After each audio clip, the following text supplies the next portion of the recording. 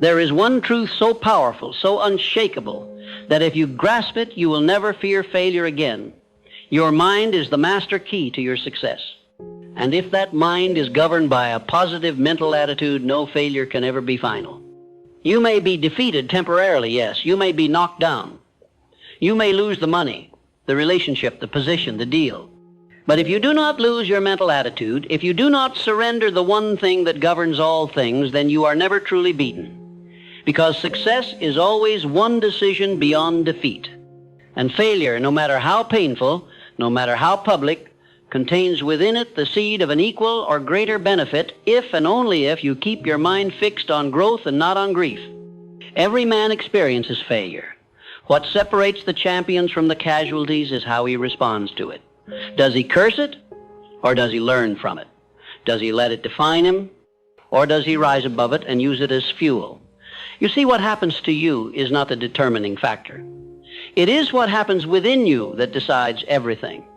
A man who keeps his head clear, his spirit strong, and his mind disciplined, that man cannot be destroyed. I have studied men of greatness across every field, men who built empires, invented industries, shaped nations. I assure you, not one of them was spared from defeat, but not one of them stayed defeated, because their minds were fixed on the truth. Failure is a signal, not a sentence. It is a redirection, not a rejection. And when met with a positive mental attitude, it becomes not your enemy, but your ally. Let me speak to the man who has failed, perhaps recently, perhaps repeatedly. Perhaps you've said to yourself, why me? Let me give you a better question. What now? The first is a victim's cry. The second is a victor's decision. Do not curse the ground beneath your feet when you trip. Study it, learn its pattern, train your step, and walk again with deeper understanding.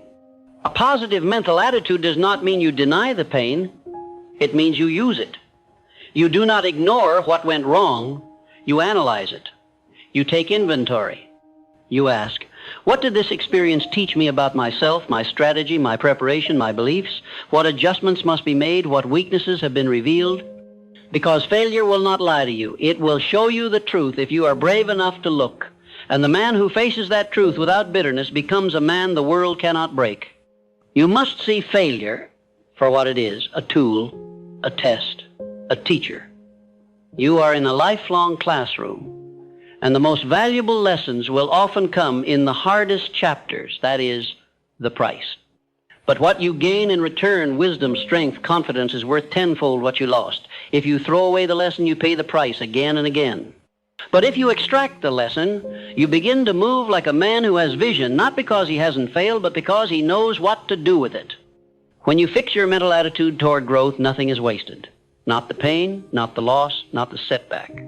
You begin to see clearly that everything serves you, even the things that once seemed sent to destroy you. You start to reframe your experiences.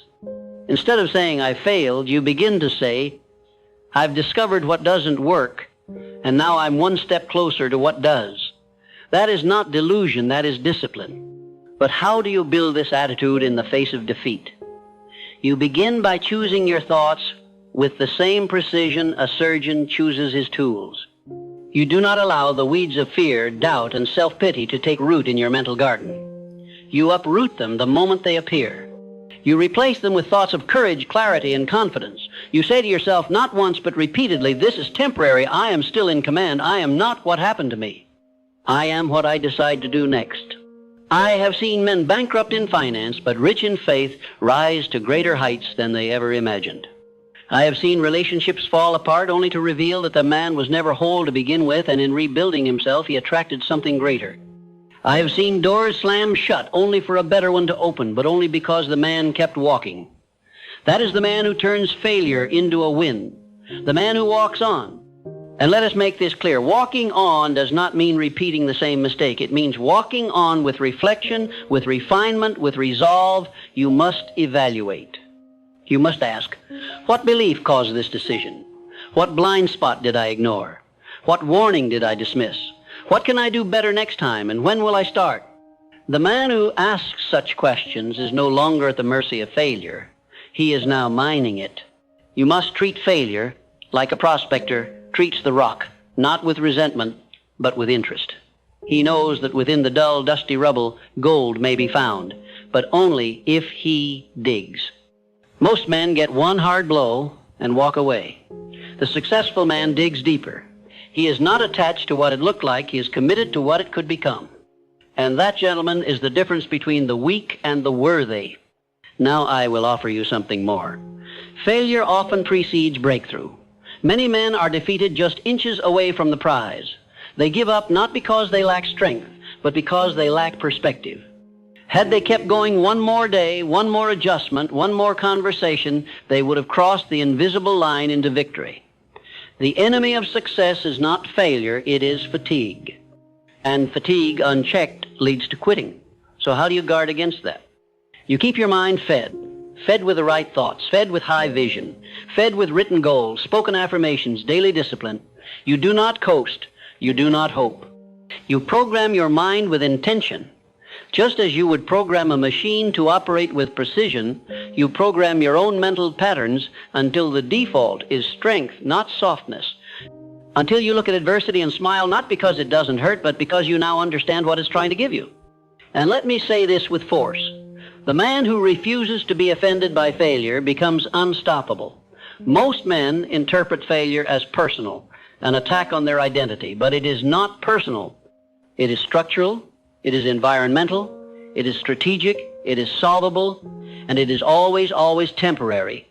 Do not let a temporary failure become a permanent identity. You are not your past. You are not your mistake. You are not the man who fell. You are the man who chooses to rise. So what must you do now? Write the lesson, rewrite the plan, rekindle the desire, make the adjustment, and move again, swiftly, without delay, without apology, because momentum is the medicine. Motion restores the mind. Action realigns the spirit. Do not sit too long in the ashes of what was. Rise, even if you rise slowly. Rise with purpose, with posture, with fire, because you are closer than you think. The setback has taught you more than success ever could. You are sharper now. You are leaner. You are wiser. And if you take that wisdom and combine it with movement, you become a force that cannot be stopped. Failure is the test, but the test is not meant to break you. It is meant to qualify you. So if you fail, good. It means you're in the game. It means you're moving. Now take that failure, turn it over in your hands, and decide. What are you going to do with it? Failure never arrives empty-handed. It comes with two gifts, pain and revelation. Pain is the immediate companion. Revelation is the hidden treasure.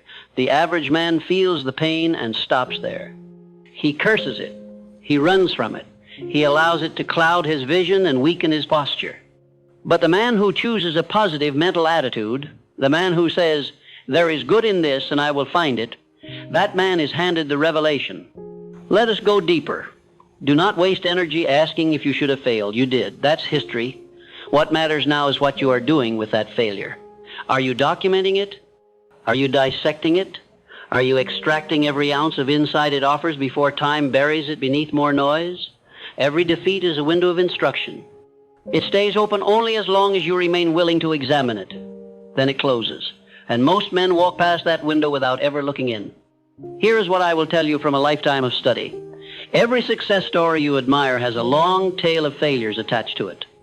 But you rarely hear about those. Why? Because the man who wins does not camp on the memory of defeat. He uses it and moves. He takes what he needs and burns the rest. He rewrites the narrative with movement. That is how every failure becomes invisible, not because it disappears, but because it is transformed by motion, by clarity, by strength. I ask you, what would change in your life if you started seeing every problem as a project, every failure as a blueprint? What if you adopted the mindset that nothing is wasted unless you decide to waste it? The key is not avoiding pain. The key is commanding its purpose. That is what separates champions from victims, how they assign meaning. A positive mental attitude is not just thinking happy thoughts. It is the deliberate choice to give meaning to your pain that serves your destiny, not your doubt. Now, I will give you 5 disciplines you must practice to turn every failure into a win, not once, but repeatedly. These are not theoretical. They are battle-tested. They are habits of mind and action that will allow you to walk through fire and come out refined, not ruined. Discipline 1, pause and reflect with precision. Not all failure is created equal. Some failures are mechanical, the wrong system. Some are emotional, the wrong attitude. Some are spiritual, a violation of your deepest values. And some are strategic, poor planning, poor timing. You must be willing to stop and reflect, not vaguely, but with surgical precision. Ask, where did I drift from clarity? Where did I abandon the principles I claim to live by? What decision, if made differently, would have changed the outcome? You do not reflect to regret. You reflect to refine. Discipline 2. Guard the gate of your mind. Failure is a breeding ground for toxic thoughts. Regret, shame, self-blame, paralysis. These are not truths. These are invaders. You must stand guard over your mind like a soldier over sacred ground. You must refuse entry to every thought that weakens your will, and you do that through repetition of truth. Speak life into yourself when the world tries to speak death. Say, I am still in control. I am still rising. This will not break me. This will build me. Discipline 3. Act before you feel ready.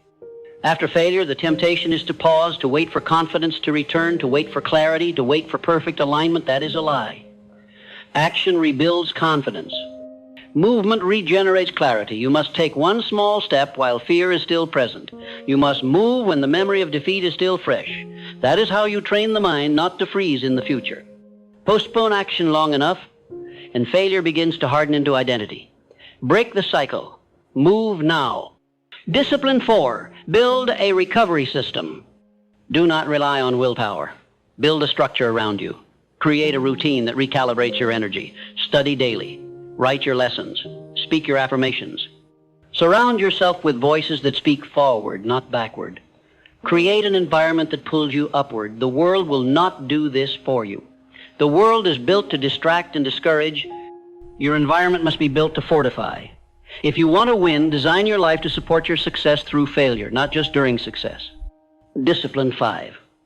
Use failure as a filter, not a fate. Failure does not mean you are off the path. It means you have discovered the wrong turn.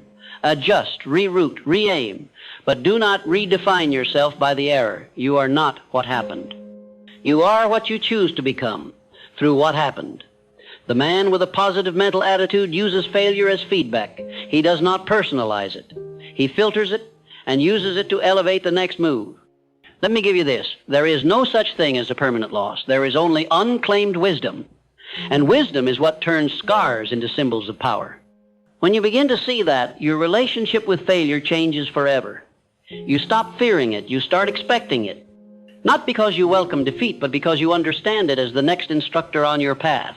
It becomes part of your process, a signal that you are stretching, not shrinking, that you are trying, not retreating, that you are building something too big to succeed on the first attempt. Do not envy the man who has never failed. Pity him, for he has never grown. He has never been tested. He has never tasted the fire that refines real greatness. That man will crumble when the storm comes. But you, the man who has failed and kept rising, you are becoming unbreakable. You are building something deeper than success. You are building fortitude. And fortitude will take you farther than charm, talent, or luck ever could. Now, I will leave you with one final truth. This truth will outlive trends.